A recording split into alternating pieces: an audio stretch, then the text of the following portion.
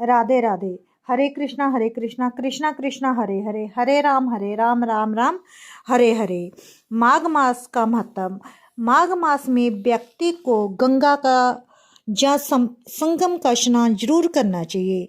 अगर आप घर पर स्नान कर रहे हो तो आपको पानी में गंगा जल और काले तिल मिलाकर पूरे माह में स्नान करना चाहिए। स्नान करने से माघ मास में स्नान करने से मोक्ष की प्राप्ति होती है। माघ मास महात्म अध्याय पहला। एक समय श्री सूत जी ने अपने गुरु श्री व्यास जी से कहा, गुरुदेव कृपा कर आप मुझे से माघ मास का महत्व कहिए कि मैं आपका शिष्य हूँ।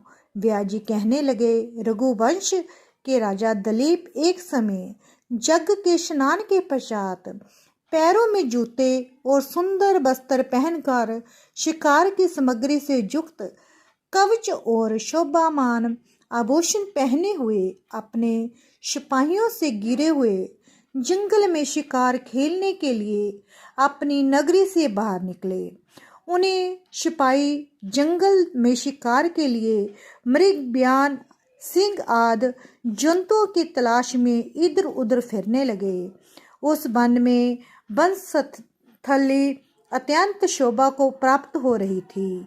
कहीं कहीं मृगों के झुंड फिरते थे, कहीं गिद्दड़ अपना भयंकर शब्द कह रहे थे, कहीं गैंडों का समूह हाथियों के समान फिर रहा था, कहीं वृक्षों के कोठरों में बैठे हुए उल्लू अपना भयंकर शब्द कर रहे थे, कहीं सिंहों के पद चिन्हों के साथ घायल मृगों के रक्त से भूमि लाल हो रही थी, कहीं दूध से भरी थनों वाली सुंदर भैंसें फिर रही थी, कहीं पर सुगंधित पुष्प हरी भरी लताएं वन की शोभा को बढ़ा रही थी, कहीं बड़े बड़े वृक्ष खड़े थे तो कहीं पर उन पेड़ों पर बड़े बड़े अजगर और उसकी केचुलियां भी पड़ी हुई थी।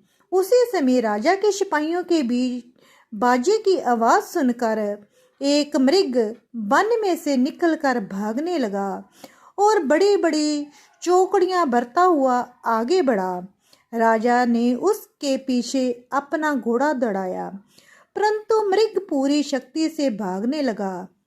मृग कांटेदार वृक्ष के एक जंगल में घुसा और राजा ने भी उसके पीछे वन में प्रवेश किया, परंतु दूर जाकर मृग राजा की दृष्टि से ओंझल होकर निकल गया।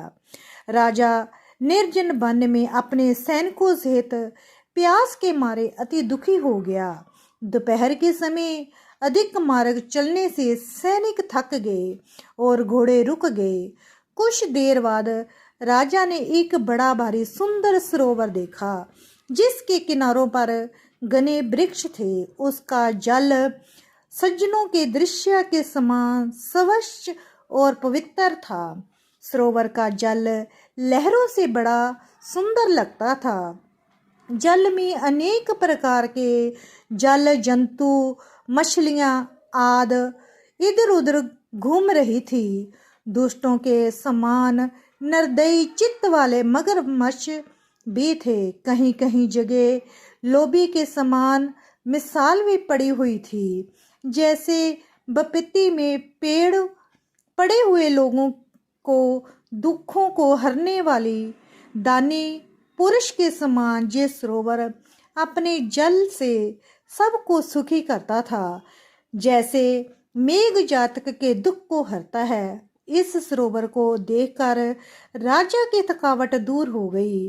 रात्रि को राजा ने वहीं विश्राम किया और सैनिक पहरा देने लगे और चारों तरफ फैल गए। राजा के अंतिम समय में शुक्रों के एक झुंड से आकर सरोवर में पानी पिया और कमल के झुंड के पास आया। तब शिकारियों ने सावधान होकर शुक्रों पर आक्रमण किया और उनको मारकर पृथ्वी पर गिरा दिया। उस समय सब शिकारी कोलाहल करते हुए बड़ी प्रसन्नता के साथ राजा के पास गए और राजा प्रभात हुआ देखकर उसके साथ ही अपनी नगरी की तरफ चल पड़ा। जिसका शरीर तपस्या और नियमों के कारण बिल्कुल सूख गया था, जो मृगशाला और बकल पहने हुए था और नख रोम तथा केश धारण किए हुए था। राजा ने ऐसे घोर तपस्वी को देखकर बड़े आश्चर्य से उसको प्रणाम किया और हाथ जोड़कर खड़ा हो गया। तपस्वी ने राजा से कहा कि हे राजन, इस पुण्य शुभ मार्ग में इस सरोवर को छोड़कर तुम जहां से कहाँ जाने की इच्छा करते हो। तब राजा कहने लगे कि महात्म, मैं तो माघ मास में स्नान के फल को कुछ भी नहीं जानता। कृपया करके आप विस्तार पूर्वक मुझको बताइए। राधे राधे।